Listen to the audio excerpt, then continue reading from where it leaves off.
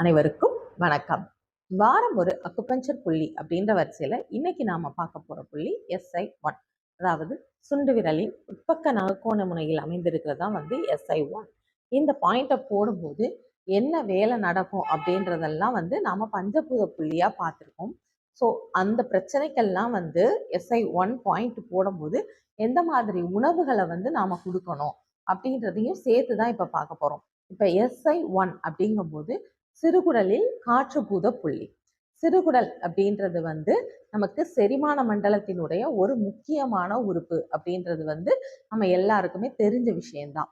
So இங்க இந்த உப்பும் காரமும் ஏன் தேவைப்படுது அப்படின்னு பார்த்தோம்னா, சிறுகுடல்ல நிறைய அமிலங்கள் அங்க கலக்கக்கூடிய பண்பு இருக்கு. அதாவது உதாரணத்துக்கு எடுத்துக்கணும்னா, டியோடினம் அப்படின்ற இடத்துல நமக்கு இரைப்பையில இருக்கக்கூடிய அந்த நொதிகள், இரைப்பையில் சுரக்கக்கூடிய அமிலங்களோட கலந்து அந்த உணவும் கலந்து கைமா மாற்றப்பட்டு உணவு டியோடினத்துக்கு வருது. அங்க பித்த நீர், கணைய நீர் அப்படின்ற அதிக அமிலத்தன்மையுடைய சுரப்புகளும் அங்க கலக்குது. ஸோ இந்த அதிக அமிலத்தன்மையை தாங்கக்கூடியதா இந்த முன் சிறுகுடல் அப்படின்றது இருக்கு. இந்த இடத்துல நமக்கு அமிலம் ரொம்ப மிகுதி ஆச்சு அப்படின்னா அது என்னவாயிரும்னா அந்த குடல் சுவர்களையும் சேர்த்து அரிக்க ஆரம்பிச்சிரும். நமக்கு மிகுதியா புண் ஏற்படும். அது ஒரு பாயிண்ட். ரெண்டாவது, அதிக அமிலத்தன்மை இருக்கும்போது உணவு சரியா நொதிக்கப்படுமா கேட்டீங்கன்னா நொதிக்கப்படாது. இதுக்கு எக்ஸாம்பிளுக்கு எடுத்துக்கணும் அப்படின்னா, நம்ம ஹை ஃப்ளேம்ல வச்சு சமைக்கும் போது உணவு என்னதான் ஆகும் அப்படின்னா நல்லா நின்று நிதானமா வேகாது. அப்போ உணவு சரியா நொதிக்கப்படாது. ஸோ அதுல இருந்து சத்துக்கள் பிரிக்கப்படாது. அதோட அடிப்பிடிக்க ஆரம்பிக்கும். அந்த அடிப்பிடிக்கிற மாதிரி தான் நமக்கு அந்த குடல் சுவர்கள் எல்லாம் புண்ணாயிருது. இந்த மாதிரி அதிக அமிலத்தன்மை நமக்கு நிறைய விதங்கள்ல தீமையை தான் ஏற்படுத்தும்.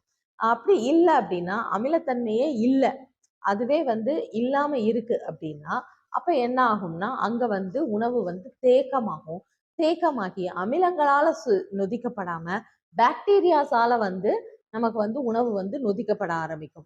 அது சிறுகுடல்ல இருக்கட்டும், இல்ல பெருங்குடல்லையா இருக்கட்டும், பெருங்குடலுக்கு போய் பாக்டீரியாஸால நொதிக்கப்படும். அப்படி பாக்டீரியாஸால உணவு நொதிக்கப்படுது அப்படின்னாவே அங்க என்ன ஆகும்னா நமக்கு கேஸ் ஃபார்ம் ஆக ஆரம்பிக்கும். மிகுதியான வாயு தொல்லை இருந்துகிட்டே இருக்கும். தொடர்ந்து ஒரு ஏப்பமாவோ இல்லைன்னா மலவாய் வழியா பிரியறதாவோ இல்லைன்னா வயிறு உப்பிசமாவோ இருந்துகிட்டே இருக்கும். இந்த தொந்தரவு நாளெல்லாம் நீடிச்சுக்கிட்டே இருக்கும். இவங்களுக்கு அப்ப என்ன பண்ணணும் அப்படின்னா, இப்ப குடலோட இயக்கம் மோசமா இருக்கு அப்படின்னாவே நம்மளை பொதுவா உப்பும் காரமும் உள்ள உணவை குறைக்க சொல்லுவாங்க. ஆனா இந்த SIR அப்படின்றது சிறுகுடலை நான் உப்புச்சுவையாவும் இத ஏர் பாயிண்ட் அப்படிங்கும்போது காரமாவும் பார்க்குறோம். அப்போ உப்பும் காரமும் சேர்த்து கொடுக்கும்போது எப்படி நமக்கு இந்த பிரச்சனை எல்லாம் தீரும்? அப்படி உப்பும் காரமும் சேர்த்து கொடுக்கக்கூடிய உணவு என்ன அப்படின்றத தான் நாம இப்ப பார்க்க போறோம். சரி, உப்பும் காரமும் சேர்த்து அதே நேரத்துல இந்த சிறுகுடல்ல உள்ள பிரச்சனையையும் சரி பண்ணக்கூடிய உணவா நான் என்னதை பார்க்குறேன் அப்படின்னா சீரகம். சீரகம் உப்பு சுவையும் காரச்சுவையும் மிகுந்த ஒரு உணவு. இந்த உணவை இந்த பொருளை நாம எப்படி எடுத்துக்கிட்டோம்னா நமக்கு குடலோட இயக்கம் மேம்படும் அப்படின்னா, சீரகத்தை ஒரு ஸ்பூன் அளவுக்கு இரவே கொதிக்க வச்சு அப்படியே வச்சிருங்க. வச்சுட்டா அந்த சாறு நல்லா இறங்கி அந்த தண்ணி நல்லா இதாயிருக்கும். காலையில ஹீட்டா குடிக்கணும்னு அவசியம் இல்லை. அதை மட்டும் ஃபில்டர் பண்ணிட்டு அந்த தண்ணியை குடிக்கும்போது உங்களுக்கு குடல் புண்கள் ஆற ஆரம்பிக்கும். அதோட இது அமில சுரப்பு குறைவாக இருந்துச்சுன்னா அமில சுரப்பையும் மேம்படுத்தும். இங்க சிறுகுடல்ல சுரக்கக்கூடிய நொதி அப்படின்னு பார்த்தோம்னா பர்னர் சுரப்பிகள் அப்படின்ற ஒரு சுரப்பி டியோடினத்துல காரத்தன்மையுடைய ஒரு சுரப்பை சுரக்குது. ஏன் அப்படின்னா அங்க உள்ள அதிகமான அமிலத்தை கட்டுப்படுத்துறதுக்காக சுரக்குது. ஸோ இந்த காரத்தன்மையுடைய நொதியை சுரக்கணும் அப்படின்னாலும் நமக்கு சீரகம் வேணும். இந்த சீரகம் வெறும் சிறுகுடல்ல மட்டும்தான் வேலை பார்க்குது அப்படின்னு இல்லை. இந்த ஜீரக தண்ணியை நீங்க குடிக்கும் போதே நல்லா உமிழ்நீர் கலந்து குடிங்க. இது வந்து உமிழ்நீர் சுரப்புல இருந்து உமிழ்நீர் வந்து நமக்கு செரிமானத்திற்கு வந்து ரொம்ப ரொம்ப அவசியமானது. ஸோ இது உமிழ்நீர் சுரப்பையும் வந்து மிகுதிப்படுத்தும். நீங்க வந்து நல்ல கன்ன பகுதிகள்லாம் இப்படி பண்ணிட்டு அந்த ஜீரக தண்ணியை வந்து குடிக்கும்போது உங்களுக்கு வந்து நல்ல ஒரு மாற்றம் வந்து இருக்கும். இந்த நோயால வந்து அதிகமா நீங்க பாதிக்கப்பட்டிருக்கீங்க அப்படின்னா ஒரு வாரம் வந்து தொடர்ந்து வந்து இதை வந்து குடிங்க. அதுக்கப்புறம் வந்து உங்களுடைய தன்மை வந்து நோயோட தன்மை குறையும் போது அதுக்கப்புறம் கொஞ்சம் கொஞ்சமா வந்து இதை குறைச்சிக்கலாம். அதோட சேர்த்து இந்த பாயிண்டை வந்து ப்ரெஸ் பண்ணி விடணும். ஸோ இந்த 2 விஷயத்தையும் சேர்த்து ஃபாலோ பண்ணும்போது உங்களுக்கு என்னென்ன நன்மைகள்லாம் ஏற்படும் அப்படின்னு கேட்டிங்கன்னா, இந்த ஜீரக கஷாயத்தை வந்து குடிக்கும்போது உங்களுக்கு ஃபர்ஸ்ட் வந்து கேஸ் தொந்தரவு வந்து சரியாகும். அல்சர்ல இருந்து விடுபடலாம். அதோட வந்து இது வந்து மலத்தை வந்து மென்மையாக்கி உங்களுக்கு வந்து மோஷன் வந்து ஃப்ரீயா போறதுக்கும் வந்து ஹெல்ப் பண்ணும். ஸோ மலச்சிக்கல் அப்படின்ற ஒரு விஷயமும் வந்து வந்து இதுல தீரும்.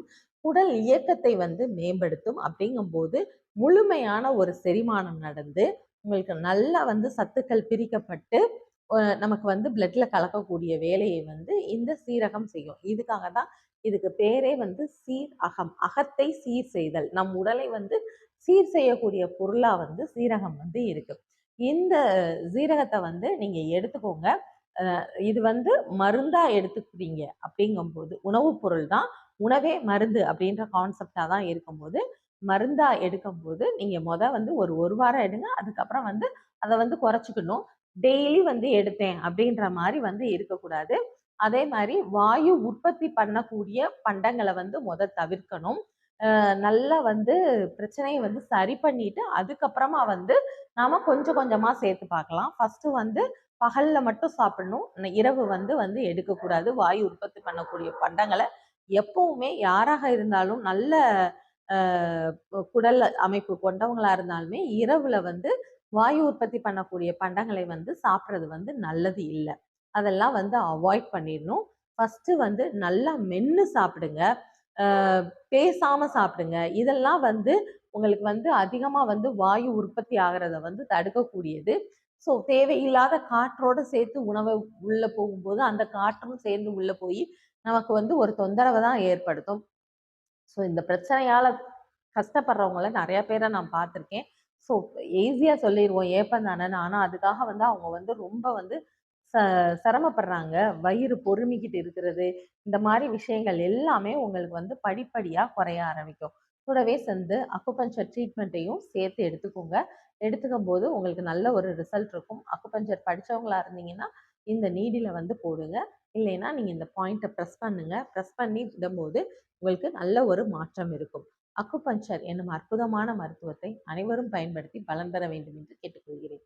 நன்றி, வணக்கம்.